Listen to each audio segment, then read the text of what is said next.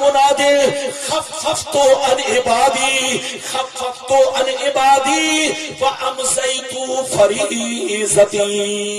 زور سے بول تو سبحان اللہ. دیکھیے پوری حدیث میں نے آپ کو سنا دی.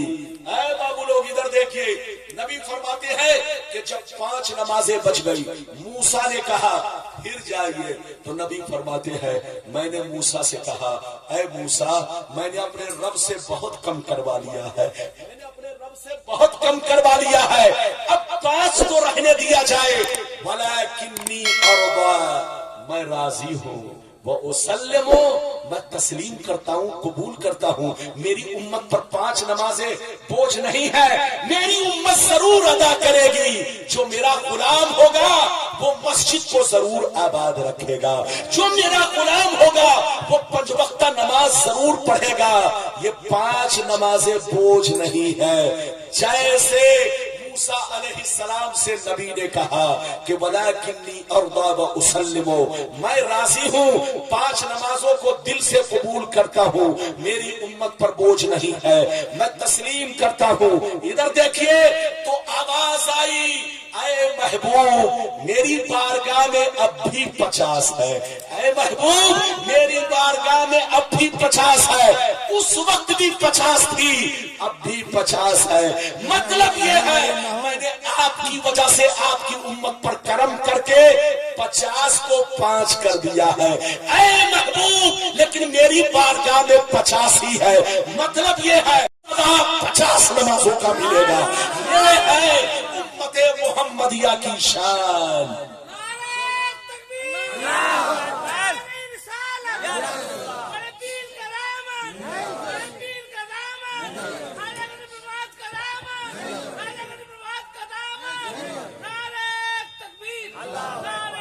زنجیر بھی ہلتی رہی, بستر بھی رہا گرم, ایک پل میں سرے عرش گئے آئے محمد. بولو ایک پل میں سرے عرش گئے آئے محمد.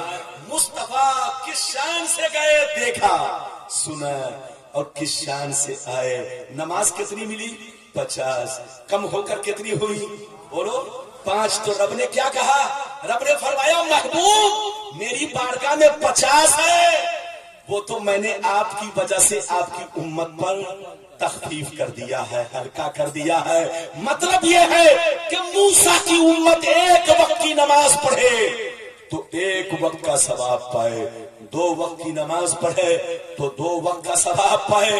لیکن آپ کی امت کو وہ مرتبہ دے رہا ہوں, وہ مقام دے رہا ہوں کہ پڑھے گی 5 نمازیں لیکن ثواب 50 کا ملے گا. یہ ہے نبی کی امت کی شان. میں نے پوری تقریر کر ڈالی. اب آپ کو ادھر دیکھیے ایک اور حدیث سننی ہے, لیکن لگتا ہے تھک گئے. تھک تو نہیں, ارے بولو تھک گئے. چچا ایسے بیٹھے ہیں, ارے صحیح سے بیٹھیے. ارے میں آپ کو بول رہا ہوں, ادھر دیکھیے, میں ان کو دیکھ رہا ہوں اور یہ پیچھے دیکھ رہا ہے. اب آپ بتائیے کیسے تال میل بنے گا؟ ارے بولو تال میل کیسے بنے گا؟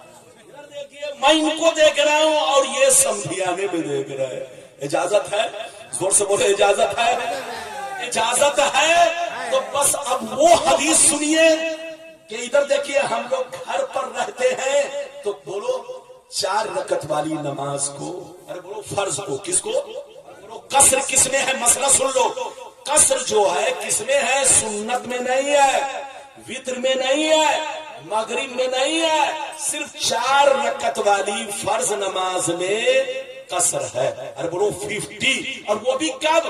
جب سفر میں رہے تب. اچھا سفر میں کب نماز آدمی پر قصر ہوتی ہے؟ ادھر دیکھیے جب آدمی 92 کلومیٹر چلنے کا ارادہ بنا کر گھر سے نکلے اور اپنے گاؤں کی آبادی سے جیسے باہر ہوگا وہیں سے اب اگر عصر کا وقت ہو گیا تو قصر پڑھے گا, ظہر کا وقت ہو گیا تو قصر پڑھے گا. اور شہر میں جہاں آبادی کو چھوڑ کر نکلا جس نماز کا بھی وقت ہوگا اگر مغرب نہیں ہے تو کیا پڑھے گا؟ دو سے بولو قصر پڑھے گا تو قصر پڑھنے کے لیے کتنا کلومیٹر، زور سے بولو، یہ نہیں ہے کہ 30 کلومیٹر سسرال گیا تو قصر پڑھنے لگا، ارے بولو 30 کلومیٹر 20 کلومیٹر نانی اماں کے گھر گیا تو بولو قصر پڑھنے لگا۔ قصر پڑھنے کے لیے 92 کلومیٹر 92 کلومیٹر کا ارادہ کر کے گھر سے نکلے۔ جیسے گھر سے نکلے اور بستی سے باہر ہوئے تو ہوتے ہی اگر عصر کا وقت شروع ہو گیا تو اب وہ قصر پڑھے گا۔ ظہر کا وقت شروع ہو گیا تو قصر پڑھے گا، عشاء کا وقت شروع ہو گیا تو قصر پڑھے گا، لیکن مغرب میں پوری پڑھے گا، فجر میں پوری پڑھے گا۔ بات سمجھ میں آ رہی ہے؟ لیکن ادھر دیکھیں میں نے سوال قائم کیا تھا کہ بولو سفر میں بولو قصر کیوں، یعنی 50 کیوں اور گھر پر پوری کیوں؟ اچھا یہ بتائیے معراج میں 5 وقت کی نماز فرض ہوئی تو کتنی کتنی کر کے فرض ہوئی یہ آپ لوگوں کو معلوم نہیں ہے۔ وہ حدیث سنیے تاکہ جن علماء کو معلوم نہ ہو وہ بھی معلوم ہو جائے، جو اسٹیج پر بیٹھے ہیں ان کو بھی پتہ چل جائے۔ سب لوگ سن لیجئے، ہاتھ اٹھا کر بولو سبحان اللہ، اور زور سے بولو سبحان اللہ، اور زور سے بولو سبحان اللہ۔ ماشاءاللہ غور سے سنو، مشکاۃ شریف، بخاری شریف جلد اول باب فی المعراج، صفحہ نمبر بخاری شریف جلد اول کتاب الصلاۃ، بخاری شریف جلد اول کتاب الصلاۃ صفحہ نمبر 51 کی حدیث سنو۔ کتنا کی؟ زور سے بولو، صفحہ نمبر 51 نماز کے بیان میں، بخاری شریف جلد نمبر 1 نماز کا بیان، صفحہ نمبر 51 پر یہ حدیث موجود ہے۔ ان عائشہ صدیقہ رضی اللہ تعالی عنہا قالت فرض اللہ الصلاۃ حین فرضها رکعتین فی سفر وحضر فوقر صلاۃ السفر وزید فی صلاۃ الحضر۔ زور سے بول تو سبحان اللہ۔ 10 منٹ میں تقریر ختم ہو رہی ہے۔ اے بابو ادھر دیکھیے، اب لگتا ہے کہ ہم کو بھی بنگلہ سیکھنا پڑے گا۔ میں بولتا ہوں پوچھو تو یہ کھڑا ہو جاتا ہے۔ اب لگتا ہے بنگال میں مجھ کو 6 مہینہ کلاس لینا پڑے گا۔ اور بولو ٹرین میں جب چلتے ہیں تو کبھی کبھی 2-4 ورڈ بس اپنا بولے 2-4 ورڈ بول لیتے ہیں تاکہ اس کو پتا چلے کہ حضرت ہمارے مالدہ کے ہیں۔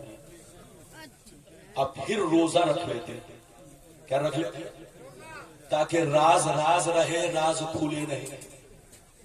بات سمجھ تو بالکل ادب سے بیٹھیے۔ ماشاءاللہ بنگلہ زبان بھی بہت پیاری زبان ہے اور اردو زبان تو سب سے میٹھی زبان ہے۔ آپ یہ مت سمجھو کہ اردو ہر بنگال کے مسلمان بچوں کو اردو سیکھنی چاہیے۔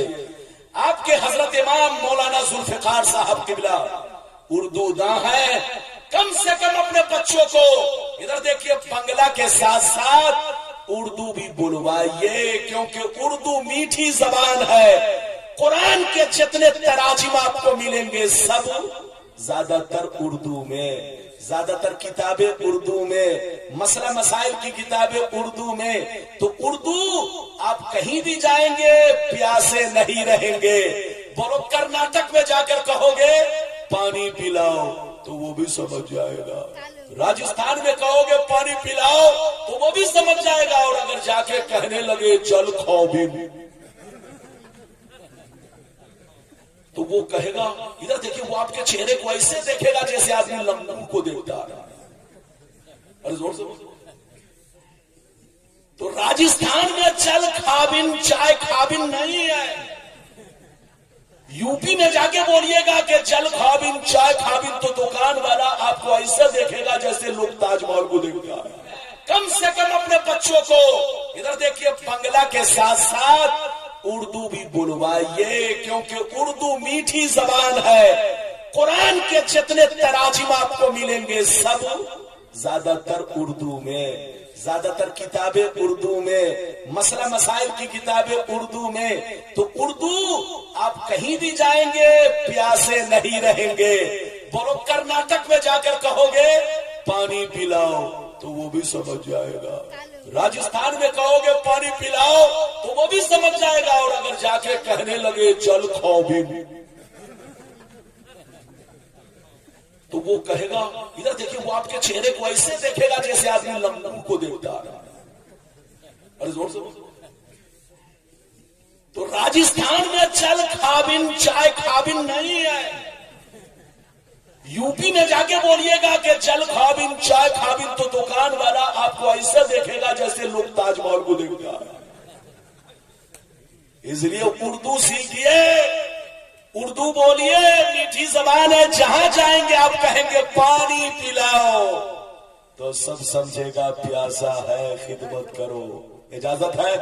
میں نے آپ کو آخری حدیث سنائی، مطلب سنیے، تقریر ختم. چونکہ بہت سارے علماء باقی ہیں اور سب سے بڑی خوشی کی بات یہ ہے کہ آج کے جلسے میں شہزادہ رسول بھی تشریف فرما ہے. پیر طریقت رہبر شریعت حضرت علامہ مولانا سید شاہ حضور سید محمد علی میاں تشریف فرما ہے.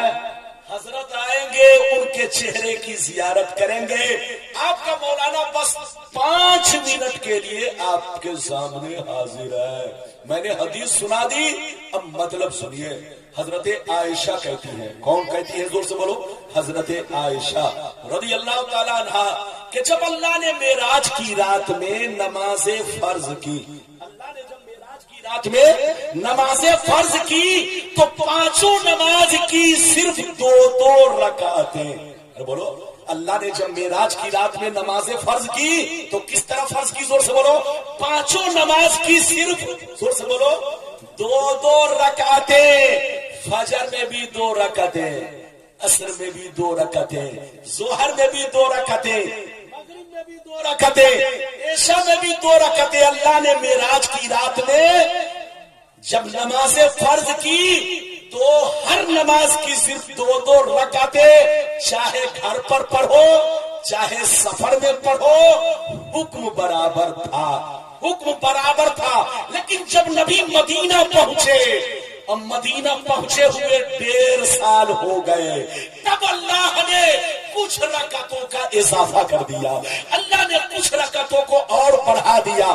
بولو، عصر میں 2 رکعتوں کا اضافہ کر دیا، مغرب میں 1 رکعت کا اضافہ کر دیا، عشاء میں 2 رکعتوں کا اضافہ کر دیا، ظہر میں 2 رکعتوں کا اضافہ کر دیا. مگر رب نے اپنے فضل و کرم سے فجر کی نماز کو اور سفر کی نماز کو اصلی حالت پر چھوڑ دیا. جیسے فرض ہوئی تھی اسی حال میں رہنے دیا جائے تاکہ میرے بندوں پر آسانی ہو. بولو، زنجیر بھی ہلتی رہی، بستر بھی رہا گرم، ایک پل میں سرے عرش گئے، آئے محمد. آخری بات، اچھا یہ بتائیے نبی کو معراج کب ہوئی؟ ہجرت سے 1.5 سال پہلے. کتنے سال پہلے؟ زور سے بولو. ہجرت سے 1.5 سال پہلے. اچھا ایک بات بتاؤ، نبی اعلان نبوت کے بعد، ارے بولو، نبی نے اعلان نبوت کب کیا؟ 40 سال کی عمر میں. کیا 40 سال کی عمر میں. تو نبی اعلان کے بعد، اعلان نبوت کے بعد میرے نبی مکے میں کتنے دن رہے؟ 13 سال.